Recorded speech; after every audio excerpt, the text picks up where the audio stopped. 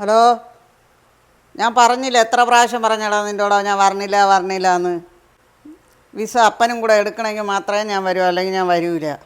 ഒറ്റയ്ക്ക് ആ മനുഷ്യനെ ഇട്ടിട്ട് ഞാൻ എങ്ങനെ വരാൻ? നിനക്ക് മനസ്സാക്ഷിയില്ല എന്ന് പറഞ്ഞ് എനിക്ക് മനസ്സാക്ഷി വേണ്ടേ? നിങ്ങൾക്ക് വേണമെങ്കിൽ നിങ്ങൾ ജോലിക്കാരെ വയ്ക്കി.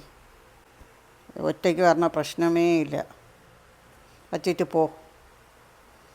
പോടാ, നിൻ്റെ ജോലി വയ്ക്കി വച്ചിട്ട് പോ. വീണ്ടും അമ്മയെ കൊണ്ടുപോകാമെന്ന് തന്നെ അവൻ പറയുന്നില്ലേ? അമ്മേനെ എല്ലാവരും കൊണ്ടുപോകും, എല്ലാ മക്കളും. അമേരിക്കയിൽ പോകണവനും ലണ്ടനിൽ പോകണവനും ഗൾഫിൽ പോകണവനും അമ്മയെ കൊണ്ടുപോകും. അപ്പനെ കൂടെ ആരും കൊണ്ടുപോകില്ല.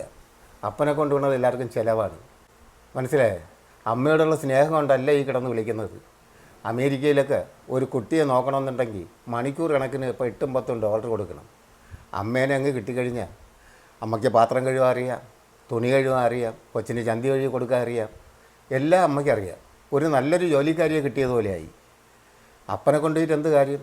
വെറിയം പിണ്ണാക്ക് തിന്നാൻ കൊടുക്കാൻ അവിടെ ഇടാം, ഒരു കാര്യമില്ല. അതുകൊണ്ടാണ് ഒരു മക്കളും അപ്പനെ കൊണ്ടുപോകാത്തത്.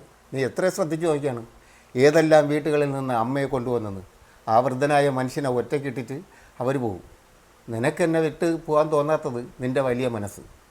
മറ്റൊരു സ്ത്രീയാണെങ്കിൽ സ്വാഭാവികമായിട്ട് ഇപ്പോൾ അമേരിക്ക കാണാമല്ലോ എന്നുള്ള ആഗ്രഹത്തിൽ അവരും കയറും. ഈ ഒറ്റപ്പെടുന്ന മനുഷ്യൻ്റെ വേദന ഒരു മനുഷ്യനും അറിയില്ല. മക്കൾ ഒരു വിസ എടുക്കുന്നു, അവൻ എനിക്കൂടെ എടുത്താൽ എന്താ? നീ എത്ര പ്രാവശ്യം കൊണ്ട് പറയുന്നു അപ്പനോടെ വിസ ഇടന്ന് പറഞ്ഞാൽ? അപ്പനെ വിസ എടുക്കണം, ടിക്കറ്റ് എടുക്കണം, പിന്നെ അപ്പനെ അവിടെ കൊണ്ടുപോയി ചിലവ് തിന്നാൻ കൊടുക്കണം. അവിടെയൊക്കെ വലിയ ചിലവില്ല ഇതൊക്കെ. അപ്പോൾ അമ്മേനെ മാത്രം കൊണ്ടുപോവുക.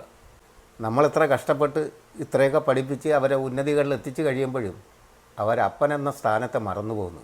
അപ്പൻ എന്താണെന്ന് അവർ ചിന്തിക്കുന്നില്ല. അപ്പനുള്ളത് കൊണ്ടാണ് ഇതെല്ലാം ആയത്. അമ്മയോടുള്ള സ്നേഹമല്ലിത്, 100% സ്നേഹമല്ല. ഗൾഫിലെ മക്കളും യൂറോപ്പിൽ പോണ മക്കളും അമേരിക്കയിൽ പോണ മക്കളും എല്ലാവരും അമ്മയെ കൊണ്ടുപോകണം. നീ കണ്ടിട്ടില്ലേ? നമ്മളെല്ലായിടത്തും പോകുമ്പോഴും അമ്മയെ കൊണ്ടുപോയി, അയ്യോ അമ്മ അങ്ങ് കൊണ്ടുപോയി, അമ്മയെ കൊണ്ടുപോയി.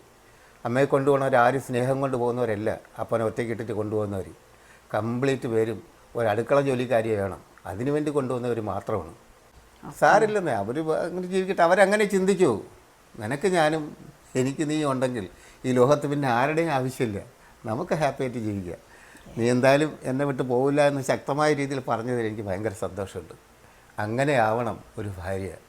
അല്ലാതെ വയസ്സുകാലത്ത് മക്കൾ എന്തെങ്കിലുമൊക്കെ കാണിച്ച് ആട്ടിനെ മറ്റേ ഇല കൊടുത്ത് കാണിക്കും പോലെ ആ കാണിക്കുന്ന സമയത്ത് അവരെ പുറകെ പോകുന്നതല്ല ഒരു ഭാര്യയുടെ ധർമ്മം.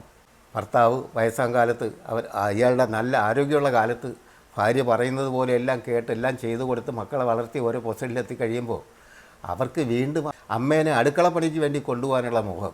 സ്നേഹമല്ല ഇതൊന്നും. സ്നേഹമുള്ള മക്കളുണ്ടാവും. അവർ ചെയ്യുന്നത് അച്ഛനെയും അമ്മയും പിന്നെ പിരിച്ച് നിർത്താൻ ശ്രമിക്കില്ല.